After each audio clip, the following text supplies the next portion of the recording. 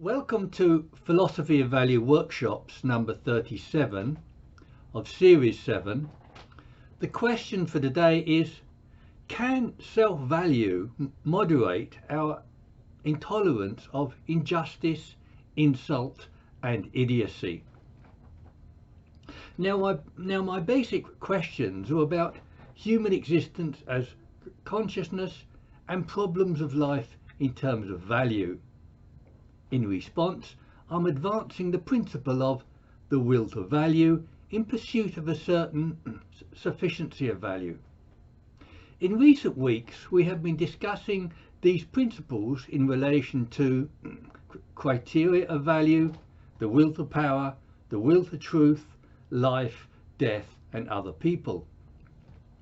Today, I want to consider these principles of value and value sufficiency as antidotes to negative experiences.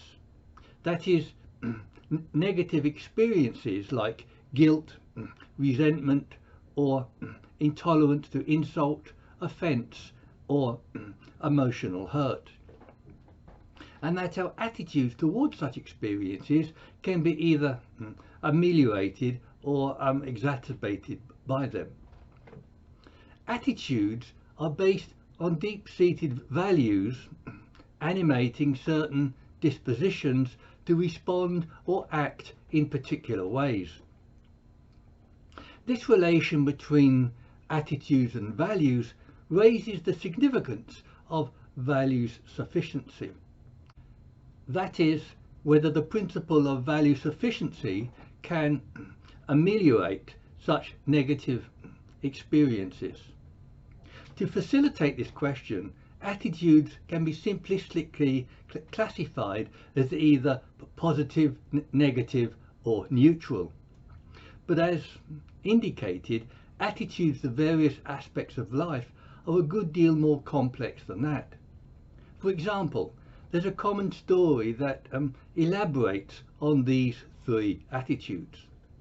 The Christian scholar John Haldane tells it, but I can't remember exactly what he says. But the story is basically that somebody falls down a well and has three responses. One, acceptance. He thinks of heaven as he falls to his death. Two, an aesthetic response. He smells a flower as he goes down to savour the last of life. And three, struggle. He grabs at everything he can in a desperate attempt to save his life. Now, I don't like the idea of acceptance, which implies passivity. So I prefer the phrase coming to terms with the facts of life. The aesthetic response thereby seems to be inadequate in the way that it is posed. And the idea of struggle implies the lack of a solution and an inability to come to terms with the facts of life. As an expression of that struggle and not accepting the facts of life, I can quote Dylan Thomas's poem, "Rage, rage against the dying of the light, do not go gentle into that good night." More philosophically, we can cite an existentialist view of life as absurd and death as an abomination. Emotionally, we may be sympathetic to this view, but as I stated last week, this view of life as absurd only holds on mistaken expectations, and we hope that rage and anger can be replaced by a more moderate attitude to death.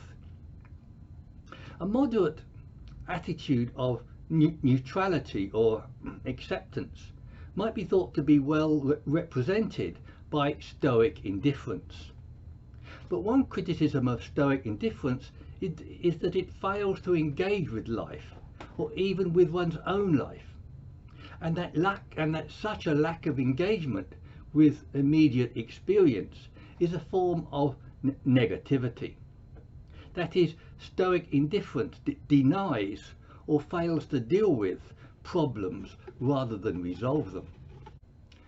This also has the effect of limiting or impoverishing human experience.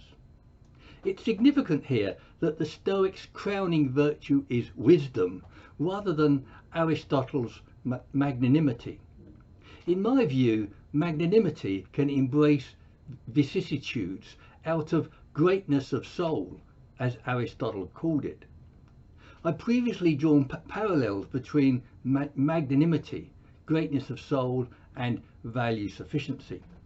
And I'm advocating value sufficiency as a state able to mitigate life's vicissitudes.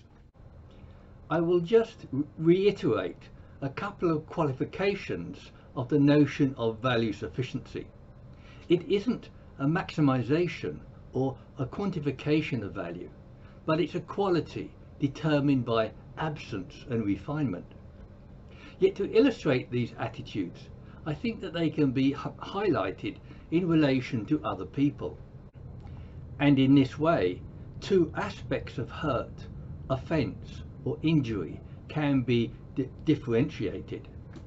One, there is the trauma of the event, like a near-death experience, causing physical harm or severe stress.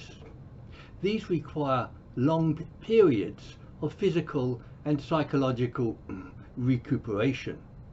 But this is only part of our topic here. Two, there is also the effect of the recognition that the insult or injury has been caused by another person.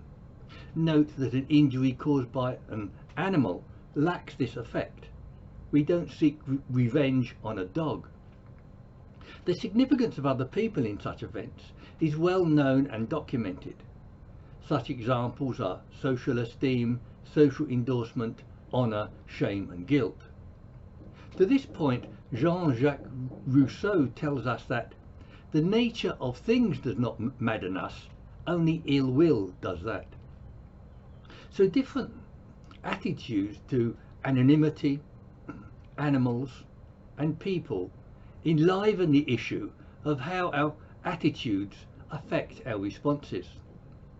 Religion is a rich source of strong attitudes of offence, guilt, sin and even blasphemy. And in this context, God stands in as a transcendental other who observes and judges us. Yet consider the idea of sin as an offence against God. Sin is a religious concept. Without God there is no sin. But to elucidate the solution we are looking for, we can ask the question, can God be offended? We might think that a mature, well-adjusted person, like God, might not be easily offended. Yet God is a projection of human character, encapsulating and thereby revealing all human attitudes. And such attitudes as offence and sin provide clues to what we are looking for or avoid. The religious need to convert others can also be seen as an expression of insecurity and insecurity of value. One religious explanation of the desire to convert other people is a desire to bring salvation and truth. But massacres and torture of those with alternative beliefs indicate a much darker motive. Another consequence of sin is guilt, seen in the modern world as something we want to remove. Freud described sin as the most important problem in the development of civilization.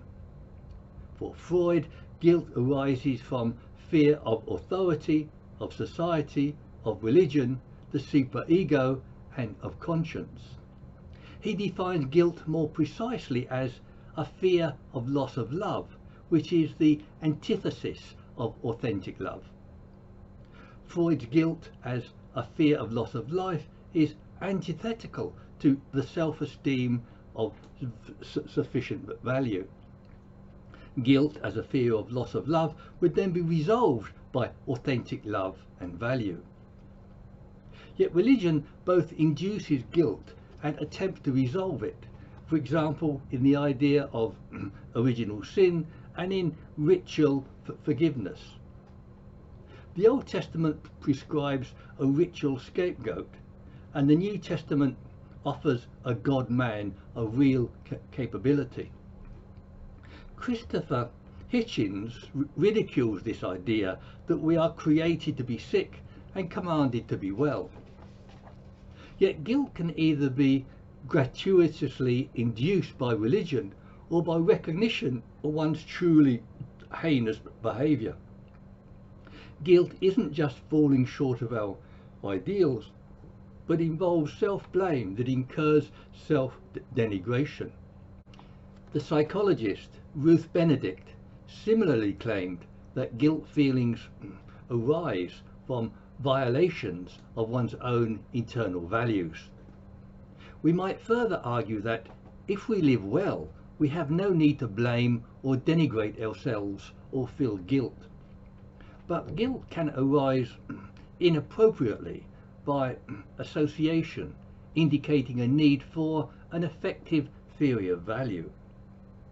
In this way, a strong sense of self-esteem will work against self-blame, self-denigration or guilt.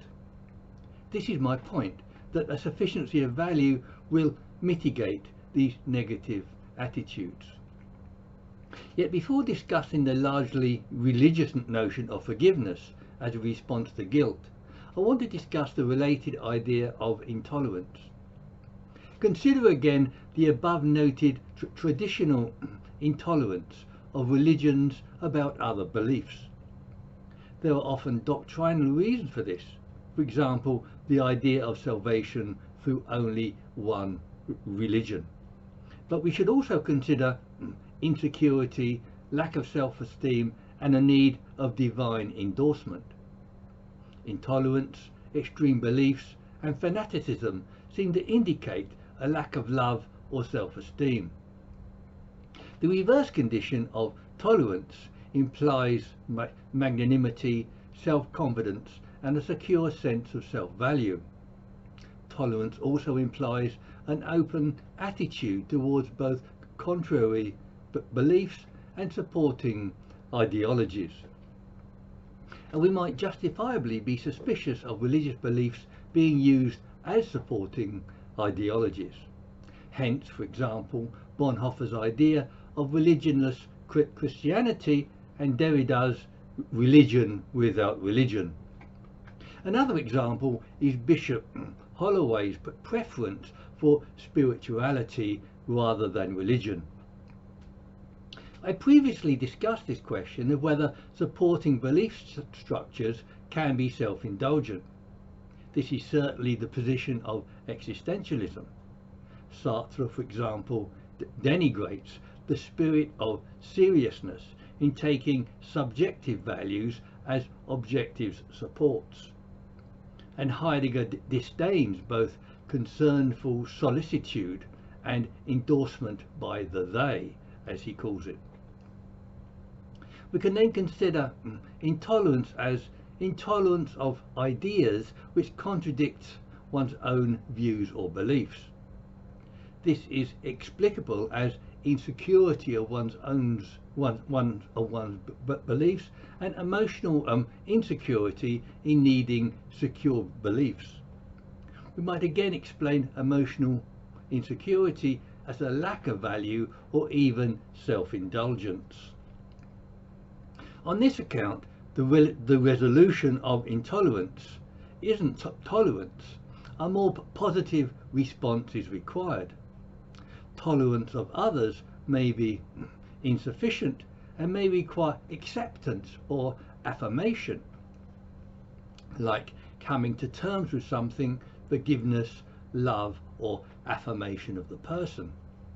And of course, I consider the antidote to emotional insecurity in terms of self-esteem and value. My theoretical explanation sees such inadequacies as needing supporting cognitive frameworks. And as noted previously, my paradigm example of a supporting cognitive framework is religion. So on this view, intolerance is the antithesis of forgiveness, but tolerance is not equal to forgiveness. And forgiveness may not only be an inadequate response to offence, but is also extremely difficult. The difficulty is in counting the hurt as nothing, which is philosophically right, but existentially mistaken. To count hurt as nothing is philosophically right, because hurt has no standing as an objective value. But it is certainly existentially mistaken, because we must maintain our values as the core of our identity. And to count hurt as nothing threatens to dissolve our values together with the hurt. The question is, can we dissolve the hurt without dissolving our values? In many cases, we can avoid rather than dissolve the hurt by taking forgiveness as making an error to begin with. That is, in many cases, offence is caused due to a lack of maturity or understanding, as in the example of sin. For example, the French have a saying, tout comprendre, c'est tout pardonner. Or, to understand all is to forgive all. Another example is when Jacques Lacan finds a husband's jealousy about his unfaithful wife pathological. Lacan claims that this is because the husband needs jealousy as a way of sustaining his own identity. As identity is formed by value, jealousy is also a way of sustaining the husband's self-esteem. Yet there are even harder cases than jealousy to resolve. Such are expressed in Bishop Holloway's question, can we forgive the unforgivable?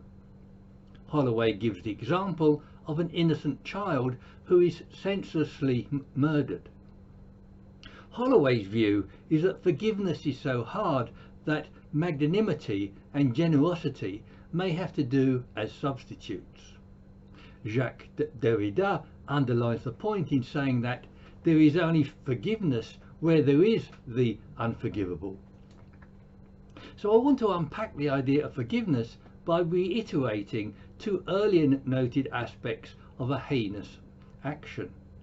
One, the trauma of the event, like a near-death experience, physical harm, or severe stress. I noted that such trauma requires long periods of psychological recuperation.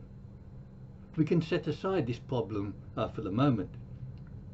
Yet the different aspects are recognized in different theories of forgiveness.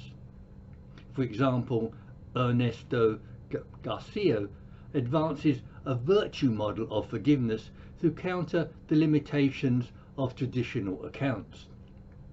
That is, Butlerian forgiveness has been described as a long emotional process that is not completed until the negative feelings engendered by the injury have been eliminated. 2. But I will focus on the second aspect of the offence resulting from recognizing the involvement of another person. That is, there is an effect of the recognition that the insult or injury has been caused by another person. Injuries caused by animals, as stated earlier, or natural events do not evoke such insult or offence. Psychoanalyst Adam Phillips says something important about the hurt and anger resulting from such offence. He says that our angers are inarticulate theories of justice. They are articulated, acted out in revenge. That is, there are underlying presuppositions that enable attitudes of forgiveness or anger. And it is the supposed ethical involvement of other people that produces the offence. Yet, as also noted above, it is the imposition of an ethical or moral framework that creates a problem, and that thinking that events as require forgiveness involves presuppositions that create a problem. There is a presupposition that something must be done to rectify that hurt, and this is perceived as a loss or injustice. There may be a real loss or hurt, but it is subjective, not objective. And In this way, some response is thought to be required by the world, by society, by God, to put things right. It's significant that the response could be anything: anger, hatred, revenge, justice, or an atoning sacrifice. But these substitutes for psychological, existential, or ideological resolutions. So this discussion has produced two aspects of the kind of response or attitude that we can comment on. One, the presupposition of an objectivist ethics that there is some actual thing that has to be put right. This can be a psychological need justified by such an ethic or by a cosmological balance. Two, a state of insecurity which lacks self-esteem, magnanimity, or sufficient value. A need to put something right. This seems to be a metaphor for a psychological lack or inadequacy. And in our search for a solution to intolerance, we can again consider Aristotle's virtue of magnanimity.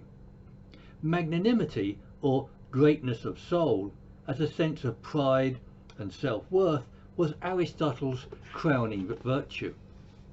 And three aspects of Aristotle's virtues reveal their effectiveness in values solutions to intolerance.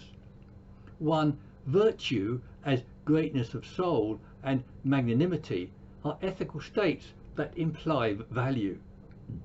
Two, virtue or greatness of soul doesn't count or recall the wrongs that other people have done you. And three, all virtue, including magnanimity, has a certain sufficiency in itself. And as this is a moral sufficiency, it can be interpreted as a value sufficiency.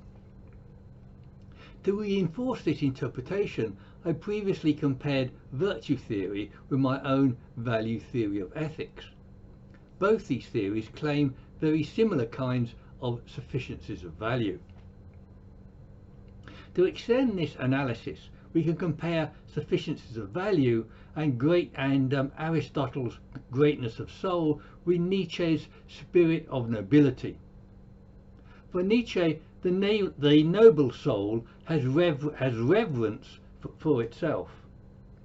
Nietzsche's spirit of nobility is also his antidote to resentment or ressentiment. Nietzsche's nobility, magnanimity, and values of sufficiency have much in common, and his answer to ressentiment also seems to be effective against intolerance. This is because Nietzsche's ressentiment is a stronger negative attitude than intolerance. Resentment is a strong dislike of something about another person. Ressentiment is a corrosive deflection of one's own weakness or weaknesses onto another person. It reassigns the discomfort of one's own inferiority and failure onto an external scapegoat. So we have been talking about self-esteem or value sufficiency as an antidote to injustice, hurt and insult. But I also want to talk about value sufficiency as a form of independence from all emotive influences. And a primary example of emotive influence in our lives is other people, particularly in the form of society. Another aspect of this influence is undoubtedly cognitive, in the sheer power of ideas. But there is also a large evaluative component that I want to discuss. There are many ways in which other people and society have evaluative effects on individuals, such as in fashion, in clothing, in sexual behaviour, in ideology, book choices, religion, politics and morals.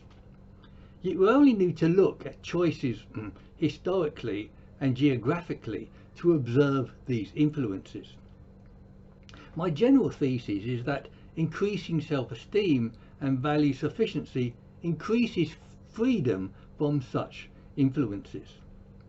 But this creates huge social and personal problems, particularly for ethics and morality.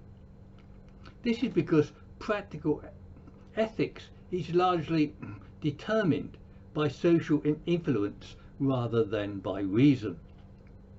To resolve this problem, I have elsewhere offered a value theory ethics. But the social consequences of deep self-esteem, value sufficiency and increasing freedom are, I think, far-reaching.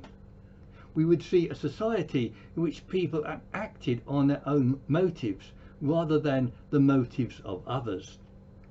We would see a society in which unwarranted guilt could not be sustained, and guilt would no longer be effective in constraining people's behaviour.